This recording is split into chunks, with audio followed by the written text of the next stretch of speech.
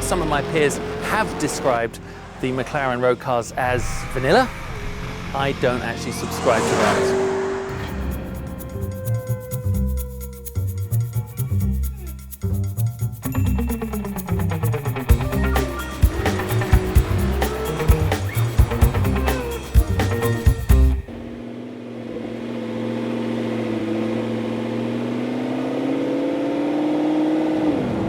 Now, make no mistake about it, the 12C Spider is no happy accident.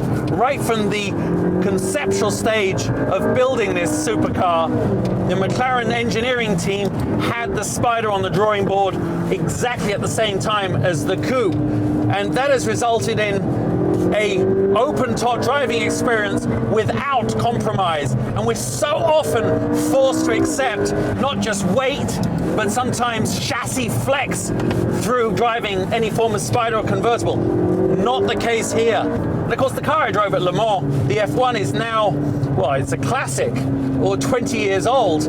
But I must say that while I'm blasting around here in the 12C Spider, it's not unfamiliar. This does carry that same DNA, not just in looks, but in the way it feels, it handles, and I think that's as much a reflection of the man himself, Ron Dennis, as it is the cars he makes. Ron is a perfectionist. He's a man for whom excellence is his only standard, whether it's his racing cars or his road cars, and everyone that works for him. 616 horsepower. I mean, that's right up there. So make no mistake, this is a bloody serious automobile. Twin turbo, V8, and okay, I'm only up to 137 there, but it'll top out at 204 miles an hour. God, I wish I could find somewhere to drive it that quick. Whoa.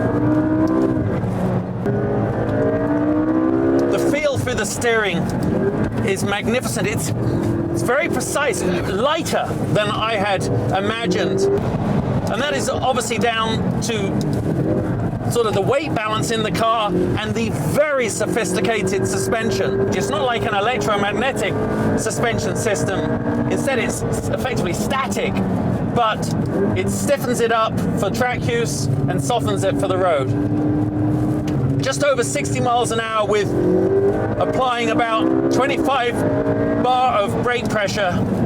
Up comes this huge air dam, and think about that. That was Formula One technology that got banned because it was too much of a performance advantage. But thankfully, no such rules apply when you're in a road car. God, it's quick coming down here.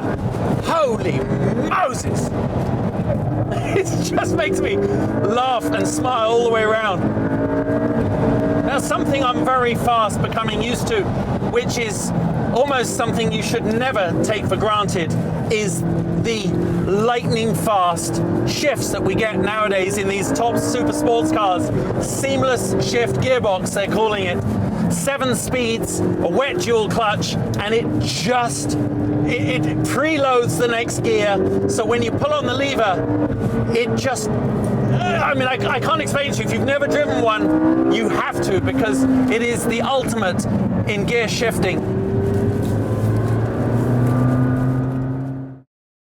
Let me tell you, as far as my on-track experiences have gone in a road car, remember, this was definitely one of the most extreme. The 12C Spider allows you as the driver to get the most out of both the car and yourself. Any car that you can take right to the edge where you're allowed to be in complete synchronicity with the latest in technology is definitely not dull. So for me, this is definitely a supercar for our generation.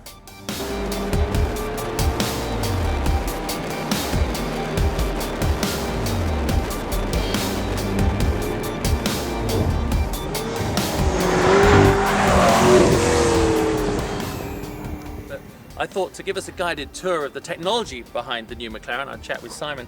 Simon, so this car, I mean, it looks so simple, especially the sort of carbon fiber tub. But of course, there's so much clever technology that goes into making something simple, isn't there? Yes, yeah, there is. The piece de resistance of the 12C is the single piece carbon fiber moulding, which is a tub. It's the same piece for the coupe or the Spider, which provides the rigidity for the suspension to work against. So that's quite amazing, because how are you managing to get that same chassis rigidity without basically adding a lot of weight? Okay, so basically the tub has hollow mouldings down the side, so we built the inherent strength into the tub originally. There is no other structure. The body panels are just cladding for the car. So if you take the roof off, it doesn't reduce the torsional rigidity of the vehicle. So it's able to be the same part for the coupe or the Spider. Amazing. So really, between this and the coupe, not much of a weight difference? No, the only additional weight is the hydraulic mechanism for the convertible hardtop roof, so which is, I think it's 40 kilograms on. Tell me about this, because I can't see a front roll bar, anti-sway bar as they call it here, and a rather unusual hydraulic setup for the front suspension. That's quite proprietary to you guys, isn't it? Yeah, that is unique to the 12C. We wanted a car that was compliant and comfortable on the road, but also would set ultimate track times and have high roll stiffness on the track. So basically this car doesn't have sway bars. We've got hydraulically interlinked dampers instead, and by increasing or reducing the hydraulic pressure in the suspension system, we're able to increase or reduce the roll stiffness of the vehicle. For most people who'll drive this on the road, is that what allows the car to have sort of the dual life that it needs to have? It is. It's basically this car has variable spring stiffness, so the wheels are able to move when it's on the road, giving it a very compliant ride. But then by just turning a switch and increasing the hydraulic pressure in the system, we can make a very stiff spring stiffness, which gives it good roll control on the track.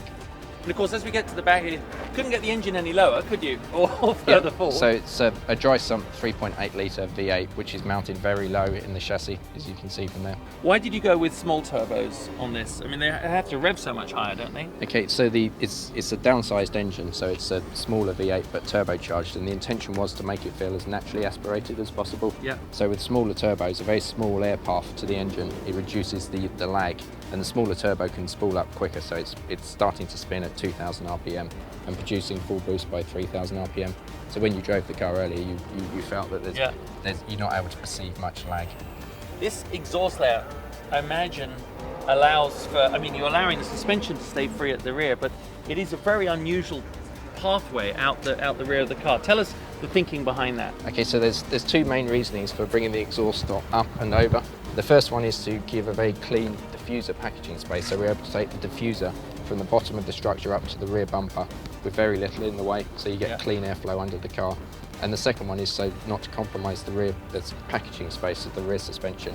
So we're able to keep that nice and pure and get the correct kinematics from the rear suspension. And of course it looks really good. It does look good. So obviously for anyone that, generally a lot of our fans watching our show and enthusiasts worldwide, McLaren equals Formula One, and I know that sort of flow down, transfer the technology from Formula One to this car, to the road car division is a pretty direct line, isn't it? It is, yes. Yeah, a lot of the engineers who are involved with the concept and the design development of this vehicle have moved across from the racing department, and we're housed under the one roof back at the McLaren Technology Centre. It's quite amazing. Well, thank you very much, Simon, for giving us the little insight behind the car.